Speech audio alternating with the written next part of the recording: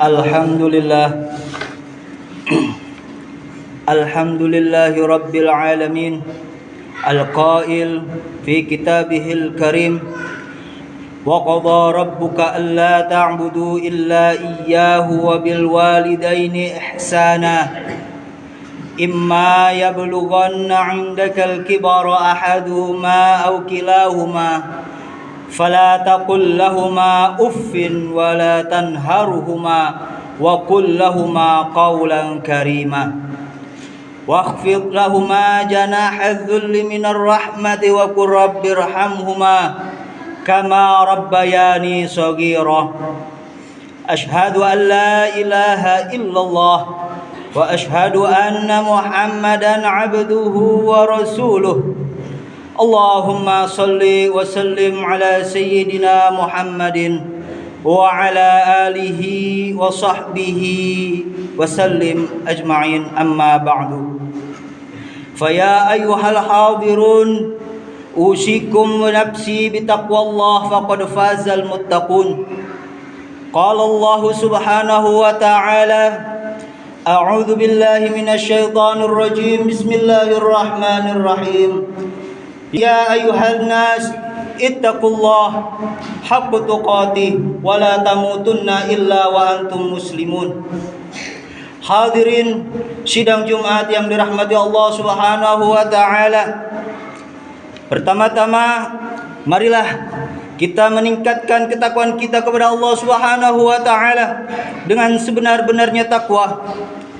Kemudian marilah kita bersyukur kepada Allah Subhanahu wa taala atas segala kenikmatan yang Allah berikan kepada kita, baik terlihat maupun tersembunyi, baik dalam bentuk materi maupun non materi, khususnya nikmat menjadi hambanya yang beriman dan berislam dengan agama Nabi Muhammad sallallahu alaihi wasallam sebagai nabi dan rasul terakhirnya.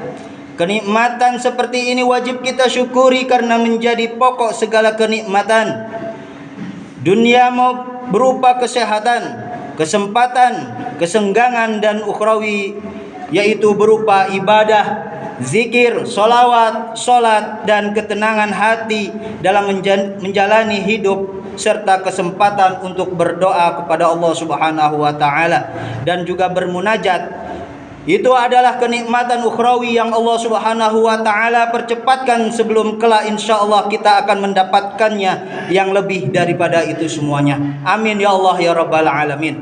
Ma'asyiral muslimin rahimani wa rahimakumullah. 4 hari yang lalu, tepatnya pada hari Selasa tanggal 12 November kemarin telah ditetapkan sebagai Hari Ayah Nasional di Indonesia. Tujuannya adalah mengapresiasi peran ayah dalam kehidupan anak dan juga mengenang jasa ayah dalam pertumbuhan dan juga perkembangan anak-anaknya. Peran dan jasa ayah tidak dapat diungkapkan dengan kata-kata dan juga tidak dapat digambarkan dengan segala puja dan puji. Ayah adalah sandaran di saat seluruh manusia menjauhi sang anak. Kegigihan ayah adalah kehidupan anak dan perjuangan ayah adalah kesuksesan anak. Ayah adalah ruh keluarga, perhiasan mata, cahaya kehidupan dan penerang rumah. Keberadaannya adalah ketenangan, melihatnya adalah kebahagiaan dan kehilangannya tidak tergantikan. Ayah mengorbankan dirinya untuk anak-anaknya meskipun ayah tidak memberikan semua yang diinginkan oleh anak-anaknya, tapi ayah memberikan semua yang dimilikinya untuk anak-anaknya. Hadirin sidang Jumat yang dirahmati Allah Subhanahu wa taala. Nabi Muhammad sallallahu alaihi wasallam memberikan apresiasi yang tinggi terhadap peran dan jasa ayah dalam kehidupan anak-anaknya. Nabi mengilustrasikan bahwa sosok ayah merupakan pintu masuk anak ke dalam surga yang terbaik. Jika ingin masuk surga, maka seorang anak harus berbakti kepada ayah. Hadis ini dikutip oleh Al-Imam Ibnu Hibban dalam kitab Sahih Ibnu Hibban juz 2. Hadis ini senada dengan hadis lain yang menggambarkan peran seorang ibu. Nabi memberikan apresiasi terhadap peran dan jasa ibu dengan ilustrasi bahwa surga ada di bawah kaki ibu.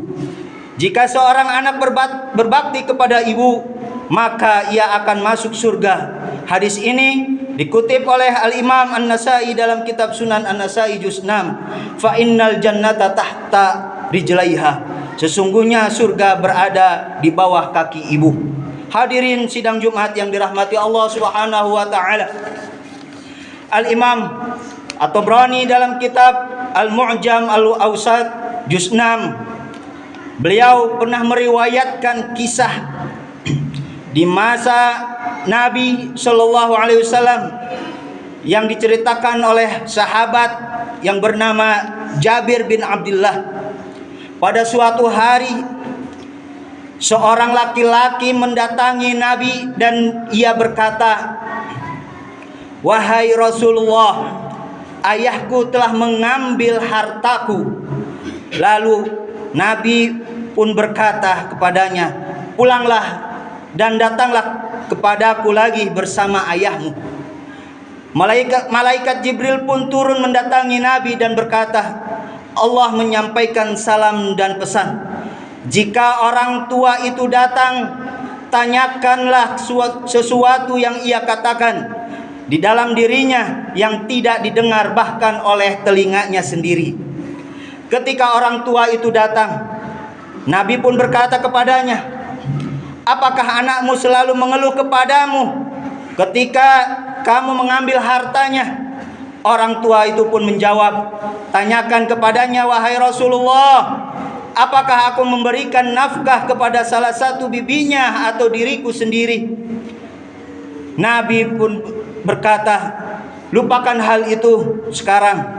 Ceritakan padaku sesuatu yang kamu katakan di dalam dirimu yang tidak didengar bahkan oleh telingamu sendiri." Orang tua itu pun menjawab, "Demi Allah, wahai Rasulullah Shallallahu Alaihi Wasallam, Allah senantiasa menambahkan keyakinanku. Aku mengatakan sesuatu yang di dalam diriku yang tidak didengar bahkan oleh telingaku sendiri." Nabi pun berkata, "Katakanlah dan aku akan mendengarkan dengan baik." Orang tua itu pun kemudian menjawab kembali dengan kata-kata dalam bentuk syair yang berbunyi, "Aku mengasuhmu ketika lahir dan memeliharamu ketika dewasa. Engkau menikmati semua jerih payahku yang aku berikan kepadamu. Jika engkau sakit di malam hari, aku tidak bisa tidur. Aku mengkhawatirkan sakitmu sepanjang malam. Jiwaku selalu mengkhawatirkan kematian, padahal ia tahu bahwa kematian itu pasti tiba.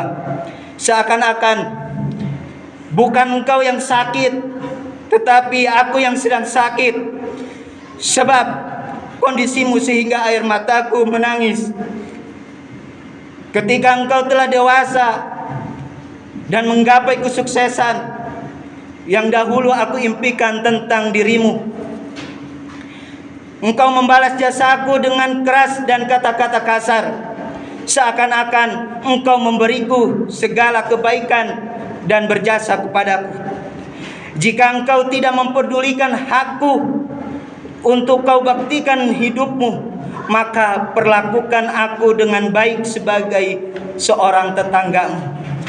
Lalu sahabat Jabir bin Abdullah, beliau berkata, Nabi langsung memegang kerah baju laki-laki tersebut dan beliau berkata, "Anta wa maluka li abik."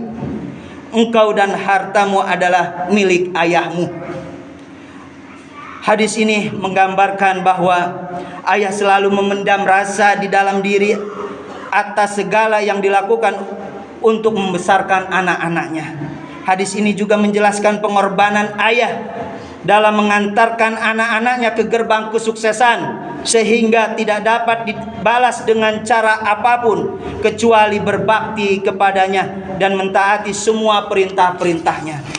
Di sisi lain, menyakiti orang tua dengan perbuatan yang dianggap dosa kecil jika dilakukan kepada orang lain itu, maka dianggap dosa besar jika dilakukan kepada kedua orang tua kita. Hal ini ditegaskan oleh Al-Imam Asy-Syan'ani dalam kitab Subul Salam juz 2. Al-uquq ayyudhiyal walad ahada abawaihi bima law fa'alahu ma ghaira abawaihi kana muharraman min jumlatis saghair fayakunu fi haqqil abawain kabiratan. Yang artinya, durhaka kepada orang tua adalah menyakiti orang tua dengan perbuatan yang dianggap dosa kecil jika dilakukan kepada orang lain, tapi dianggap dosa besar atau bahkan durhaka jika dilakukan kepada kedua orang tua. Salah satu contoh bakti anak kepada ayah adalah Nabi Allah Ismail alaihissalam yang siap melaksanakan permintaan ayahnya, Nabi Allah Ibrahim, untuk disembelih berdasarkan perintah Allah Subhanahu wa taala. Nabi Allah Ibrahim pun sendiri adalah seorang anak yang telah membaktikan dirinya untuk ayahnya yang bernama Azar, meskipun ayahnya tidak beriman. Hal ini menunjukkan bahwa barang siapa yang berbakti kepada ayahnya, maka akan mendapatkan bakti terbaik daripada anak-anaknya kelak. Karena hidup adalah siklus yang selalu berputar dari waktu ke waktu. Hadirin yang dimuliakan oleh Allah Subhanahu wa taala, mudah-mudahan dengan khutbah Jumat yang singkat ini, semoga kita semuanya dijadikan oleh Allah Subhanahu wa taala menjadi anak yang selalu berbakti kepada kedua orang tua kita, khususnya ayah kita. Tidak hanya saat ayah kita masih hidup, tetapi juga setelah kematiannya.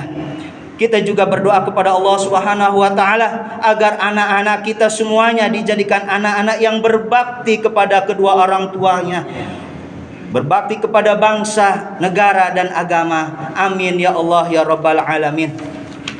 Inna ahsanal kalam kalamullahil malikil alam. Wallahu subhanahu wa ta'ala yaqul wa biqaulihi yahtadil muhtadun fa idza quri'al qur'anu fastami'u lahu wa ansitu la'allakum turhamun. A'udzu billahi samil alim minasyaitonir rajim. Bismillahirrahmanirrahim. Wa qadha rabbuka alla ta'budu illa iyyah wa bil walidaini ihsana imma yablughanna 'indakal kibara ahaduhuma aw kilahuma fala taqul lahumu uffin wa la tanharhuma wa qul lahumu qawlan karima wakhfid lahumu janaha dhulli minar rahmah wa qur rabbirhamhuma kama rabbayani shaghira. Barakallahu li wa lakum fil Qur'anil azim wa nafa'ani wa iyyakum bima fihi minal ayati wa dzikril hakim wa taqabbala minni wa minkum tilawatahu innahu huwas samiul alim.